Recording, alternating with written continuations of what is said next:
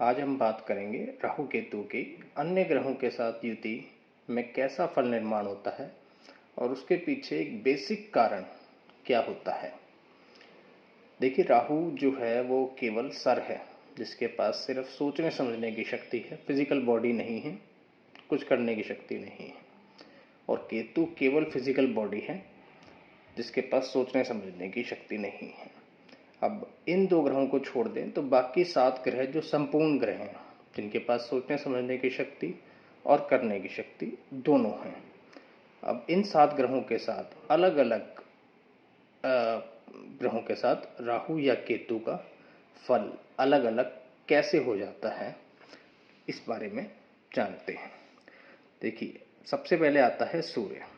सूर्य हमारी एक प्रतिबद्ध ग्रह है, अलग नियम से चलने वाला ग्रह है।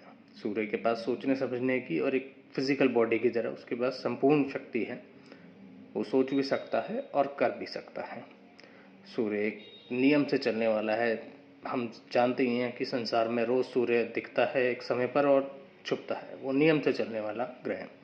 सूर्य राहु में इतना सा फर्क है कि सिर्फ सूर्य के लक्ष्यों की खराबी करता है, क्योंकि वो सोचने समझने की, माइंड को डाइवर्ट करने की कोशिश करता है। सूर्य और राहु अगर जब तक लक्ष्यों से हटेगा तो उसकी लाइफ में जो भी होगा वो प्रॉब्लम्स हो सकती हैं। सूर्य के साथ केतु होगा तो कोई दिक्कत नहीं है, क्योंकि केतु सूर्य को फॉलो कर लेगा, क्योंकि खुद भी केतु एनर्जेटिक ग्रह है और सूर्य के पीछे पीछे चलेगा, सूर्य के साथ नियमों से चलेगा, तो सूर्य केतु उतनी समस्या नहीं देता। अब बात करते हैं चंद्रमा और राहु की। चंद्रमा जो मन का कारक है, विचारों का कारक है, वो पहले ही विचारों का कारक है, उसका डिपार्टमेंट ही मन का है। और उसके साथ अगर राहु जुड़ गया तो अब ये समझिए कि 2 दिमाग काम कर रहे हैं। और चंद्रमा के साथ समस्या एक और भी है। चंद्रमा जो रोज गति बदलता है, इसे ऐसे समझिए कि चंद्रमा का मूड रोज बदलता है। तो चंद्रमा और राहु में समस्या ये आएगी कि विचार जो हैं वो बदलते रहेंगे, क्योंकि चंद्रमा के खुद ही विचार बदलते हैं और ऊपर से राहु के विचार साथ चलेंगे, दोनों के बदलते रहेंगे। चंद्र और केतु, इसे ग्रहण योग माना जाता है, पर इसमें सिर्फ समस्या एक ही है, चंद्रमा की। समस्या केतु उत्पन्न नहीं करता, समस्या फिर वही आ जाती है चंद्रमा के विचारों की। चंद्रमा के विचार बदलते हैं तो केतु को दिशा नहीं मिल पाती, केतु को चाहिए दिशा, और केतु अपनी दिशा से भटक जाता है। एक बात ध्यान रखिए कि केतु पूरी कुंडली की दिशा होता है, क्योंकि जुपिटर जो कि नेचुरल 9th लॉर्ड का स्वामी है और केतु कुंडली की दिशा दिखाता है।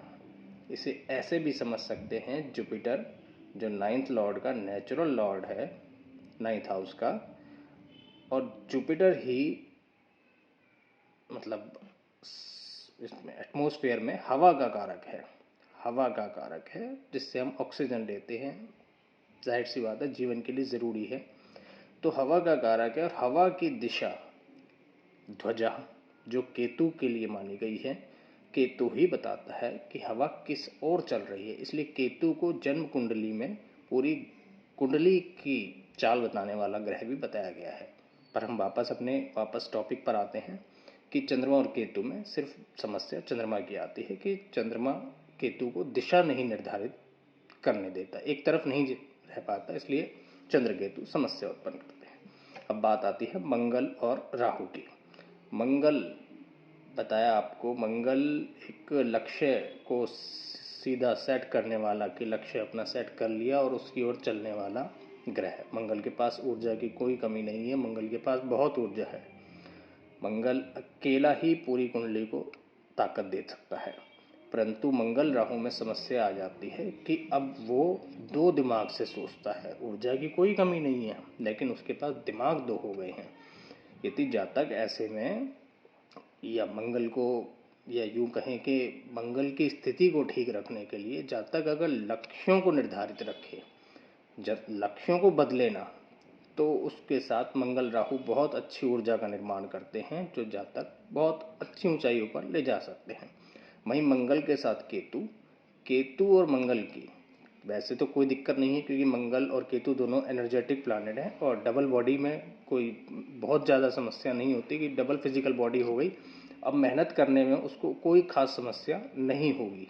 समस्या सिर्फ एक होती है कि मंगल जो है वो लक्ष्य निर्धारित करता है और उस तरफ चलने की कोशिश करता है। केतु अपने थोड़ा सा, जो केतु की एक बेसिक मेंटेलिटी है वो छोड़ने की ओर, मतलब दूसरी तरफ भागने की ओर की चाल या गति दिखाता है, वो चीज़ों को छोड़ने में भरोसा रखता है। इसलिए लक्ष्य अगर निर्धारित है और उनके ऊपर चला जा रहा है तो मंगल केतु को ले जाना पड़ता है उस ओर चलना है। केतु के पास एनर्जी बहुत है, बस उसे दिशा दिखानी पड़ती है। वहीं बात करते हैं बुध और राहु की। एक अकेला ऐसा प्लैनेट है बुध, क्योंकि बुध एक बालक प्लैनेट है, बालक की तरह बिहेव करने वाला प्लैनेट है। और राहु जो एक जिसके पास सिर्फ सोचने समझने की शक्ति है। बुध के पास भी अपनी सोचने समझने की शक्ति है, परंतु एक बालक को बहुत चीज़ें सीखनी होती हैं क्योंकि उसने कुछ नहीं सीखा होता। इसलिए बुध और राहु के कॉम्बिनेशन को ऐसे समझिए कि एक बालक अब बहुत कुछ सीखने के लिए तैयार है, उससे कोई समस्या नहीं आएगी, नई चीज़ें जितनी मर्जी सिखा लो। तो इस तरह बुध और राहु के कॉम्बिनेशन को खराब नहीं बताया गया है। अब बुध और केतु में क्या होता है वही उसी तरह समझिए कि बुध एक बालक है, बालक को अगर एक बड़ी फिजिकल बॉडी भी दे दी गई है तो उसका दिमाग अभी बुध वाला ही है, बालक वाला ही है, तो उसके वो कोई खास तो काम की नहीं है, परंतु उसे परेशान कोई बहुत खराब उसमें नहीं करेगी कि उसके लिए कोई समस्या खड़ी करे, जब तक कि अन्य योग बहुत ज़्यादा कोई खराबी ना दे रहे हो। अब बचते हैं हमारे 3 प्लैनेट, गुरु, शुक्र और शनि। गुरु, शुक्र और शनि तीनों के साथ एक ही बात है, तीनों ही वृद्ध अवस्था के प्लैनेट हैं। जैसे हम ग्रहों को जानते हैं कि सूर्य एक यंग एज का है, मंगल एक यंग एज का है, चंद्रमा यंग एज का है, बुध एक बालक की तरह बिहेव करने वाला है। गुरु, शुक्र और शनि तीनों ही वृद्ध अवस्था के प्लैनेट हैं, जिसमें शनि तो सबसे ज़्यादा वृद्ध बताया गया है। अब वृद्ध अवस्था में जिनके पास सोचने समझने की शक्ति बहुत है, कोई समस्या नहीं है उन्हें सोचने में, उन्हें जब एक फिजिकल बॉडी यानी केतु मिल जाता है तो ये तीनों प्लैनेट ही बहुत अच्छा रिजल्ट देते हैं। तीनों के साथ ही फिजिकल बॉडी ऐड हो गई, तब उन्हें वर्किंग हैंड मिल गई। वर्किंग हैंड मिलने से उन्हें क्या होता है कि एक इस तरह समझिए कि उन्होंने उसको कोई काम दिया और उसने भाग के कर दिया, क्योंकि वो तो एनर्जी से लेकर बैठा है, एनर्जी भरपूर है केतु के पास भी।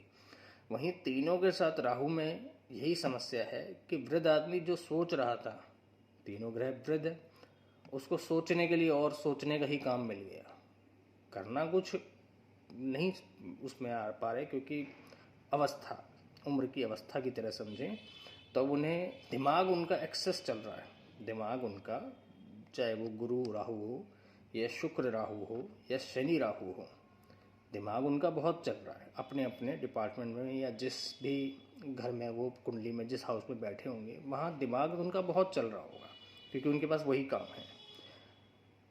लेकिन उनको फिजिकल बॉडी जो उनकी काम करती थी वो उसकी काम नहीं कर पा रही है, इसलिए उनके रिजल्ट में यहाँ कुछ कमी आ जाती है। यहाँ सबसे अच्छा उपाय कि जहाँ भी शुक्र, गुरु और शनि, इनके साथ राहु बैठा हो और आप इनसे संबंधित कोई काम करते हो, फॉर एग्जांपल के लिए मैं काम को एग्जांपल बनाते हैं, या इनके संबंधित घरों के आप काम करते हो, बिजनेस करते हो, तो वहाँ स्टाफ की बढ़ोतरी करें। वहाँ आपको स्टाफ रखना जो आपके लिए मेहनत करे, वो सबसे ज़्यादा फ़ायदा देगा, क्योंकि आपको अब फिज़िकल बॉडी की ज़रूरत है। जहाँ वो प्लैनेट बैठे होंगे उनको फिज़िकल बॉडी की ज़रूरत रहेगी, और आप जितनी फिज़िकल बॉडी इकट्ठी करेंगे, जितनी मेहनत औरों से करवाएंगे, उतना आपके लिए अच्छा। चंद्रमा के साथ केतु और राहु में सिर्फ एक ही उपाय काम करेगा, क्योंकि चंद्रमा के खुद के विचार नहीं टिक पा रहे हैं। या तो आप अपने इमोशंस, अपने विचारों को कंट्रोल करना सीख जाइए, या फिर अपने दिमाग के अलावा आप अपने लिए एडवाइज़र्स नियुक्त कीजिए या किसी की सलाह लेकर काम कीजिए, वो आपके लिए ज़्यादा बेटर रहेगा। चाहे चंद्र केतु हो, चाहे चंद्र राहु हो, फिजिकल बॉडी चाहे केतु मिली हुई हो या डबल माइंडेड होकर राहु मिली हुई हो, दोनों में आपके लिए एडवाइज़र रखना आपके लिए बहुत अच्छा काम करेगा।